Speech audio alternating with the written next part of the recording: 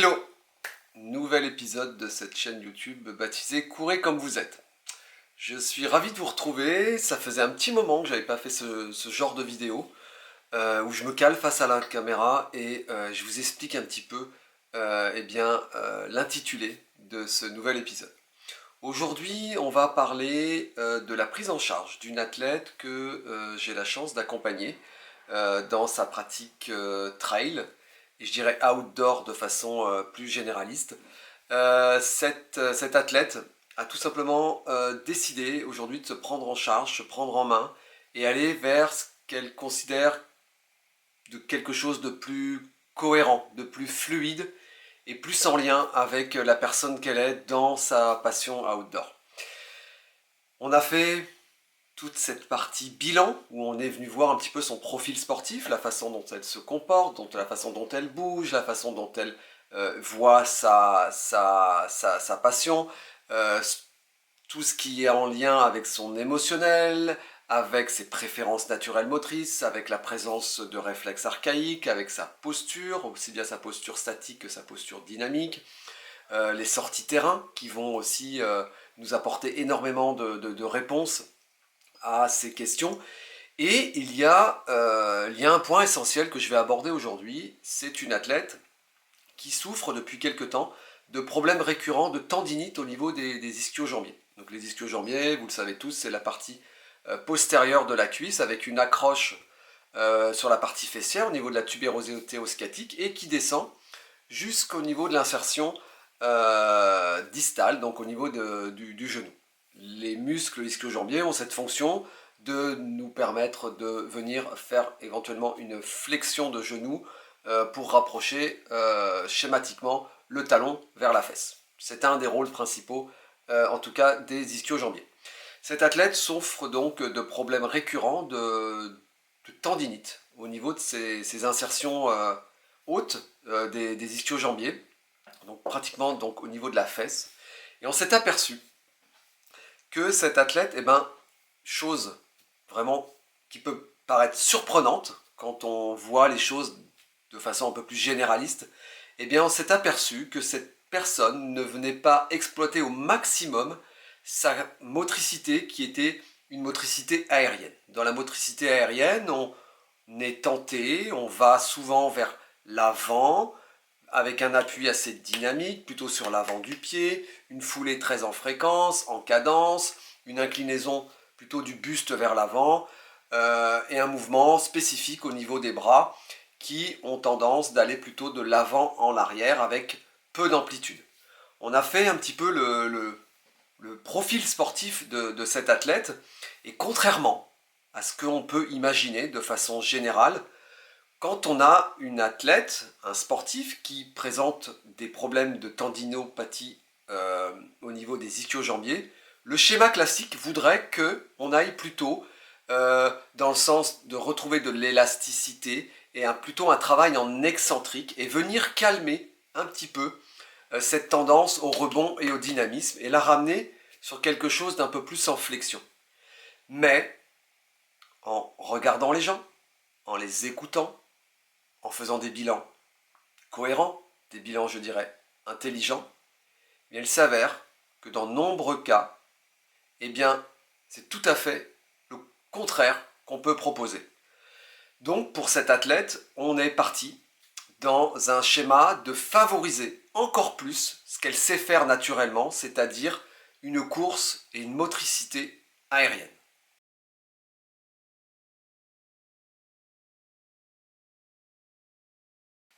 Pour mettre en place ce genre de prise en charge, quand on est confronté à ce problème précis, on vient drainer différents modules. Les différents modules qu'on vient mettre en place sont tout d'abord redonner une aisance gestuelle de tout l'ensemble du plan musculaire postérieur de la personne par des postures et des étirements bien spécifiques. On vient aussi s'intéresser non plus qu'à la chaîne postérieure, mais on vient s'intéresser aussi à une bonne aisance de tout son plan latéral, notamment au niveau externe de la partie musculaire. On vient mettre en place aussi un module très important, comment gérer un déséquilibre antérieur, puisqu'on va en avoir besoin pour notre style de course et nos activités sportives à outdoor, on va avoir besoin de bien gérer notre avancée vers l'avant, donc notre déséquilibre antérieur. On vient mettre en place des exercices bien spécifiques en ce sens. On vient bien sûr travailler la verticalité, être très à l'aise dans un sens vertical, donc très à l'aise pour aller vers le haut. On vient mettre en place des exercices bien spécifiques. On fait un renforcement spécifique de toute la chaîne musculaire postérieure du corps et latérale, puisqu'on va aller dans le sens de l'extension et de l'ouverture quand on pratique ce type de course. Et puis après, bien sûr, une fois qu'on est allé vers le haut, on vient vers l'avant. On vient travailler la mise en avant associée à la verticalité. On vient donc travailler cette mise en avant du corps par un travail spécifique, y associant plus de puissance, plus de force, plus de dynamisme, plus de saut, plus de rebond, enfin tout ce qui correspond à ce qu'on le recherche quand on amène les athlètes vers de l'aérien et venir exploiter pour cette athlète bien précise ce qu'elle n'avait pas su exploiter ou pas pu exploiter au maximum, cette avancée du corps vers l'avant, ce rebond et ce dynamisme.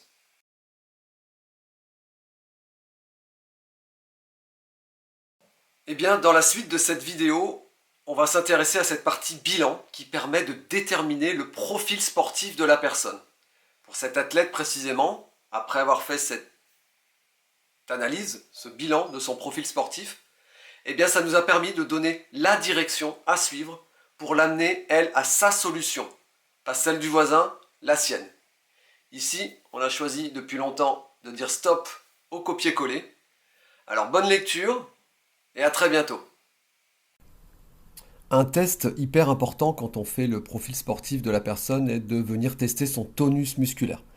Donc on vient tester le tonus musculaire en emmenant le corps soit plutôt en inclinaison antérieure ou en inclinaison postérieure et on vient voir ce qui met la personne dans ses préférences, c'est-à-dire le tonus le plus important sera là où j'aime aller, où j'aime être et là où je suis le plus puissant et exactement où je suis le plus en équilibre.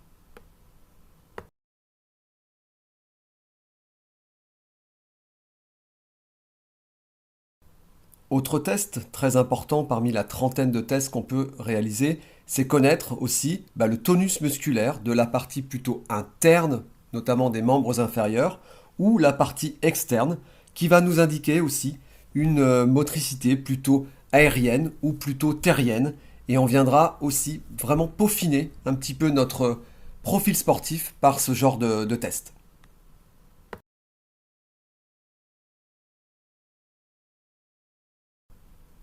Après avoir avancé dans le profil sportif, il est intéressant aussi de voir comment la personne peut réaliser de façon naturelle un simple squat et venir voir le degré de flexion qu'elle va avoir pour être stable sur ses appuis et là aussi aller l'emmener plus dans de l'aérien ou dans du terrien. Encore un test important peut être celui la façon aussi dont va se comporter l'athlète pour faire un saut à la verticale. Comment il va s'organiser pour être le plus efficace possible dans la verticalité et faire un saut le plus haut possible. Il y a également un autre test hyper important, la façon dont un athlète se prépare pour faire soit une fente en avant, soit une fente en arrière. Et on vient voir quelle chaîne musculaire est principalement engagée dans ce simple geste de fente. Et bien sûr, on va aller voir aussi comment la personne, comment l'athlète se compose à la fois dans sa marche, donc avec quelle pose de pied elle peut avoir, quelle intensité au niveau de son battement au niveau des bras, s'il y a une oscillation de la tête, enfin, plein de paramètres à prendre en compte. Et également, par la suite, on va lui demander d'avoir un tout petit peu plus de rythme et d'aller exercer donc une course un petit peu plus dynamique. Et on va voir s'il y a un lien entre ce qu'on a pu faire et déterminer avant avec des simples tests et savoir si c'est cohérent avec la façon dont elle se met en mouvement. Et par la suite, on vient donc mettre la personne en situation un petit peu plus dynamique en augmentant la vitesse et pourquoi pas lui donner déjà quelques premières indications, à savoir comment elle pourrait peut-être utiliser encore un petit peu plus ce qu'elle sait faire de façon naturelle. Et bien sûr, sans rentrer dans les infimes détails du bilan du profil sportif, eh bien, il est toujours important de venir voir aussi la présence de réflexes archaïques bloquants ou pas. Et sur cette photo, on voit donc un test sur les réflexes archaïques, notamment celui de Moreau, qui, s'il est présent, eh bien, apporte une sursollicitation de tout le plan postérieur du corps, donc emmène de façon permanente et inconsciente les gens et les sportifs dans une utilisation trop importante de leur extension. Et bien voilà, une infime partie des programmes Courez comme vous êtes et dans cette vidéo, eh bien, du profil sportif de la personne. Si cette approche personnalisée, adaptée, cohérente vous parle, eh bien venez faire un tour sur notre site www.atelier-synergie.fr, likez, partagez, commentez cette vidéo YouTube ou nous rejoindre sur nos réseaux Facebook, Courez comme vous êtes, et pareil pour notre Insta. Je vous dis à très bientôt avec un nouvel épisode.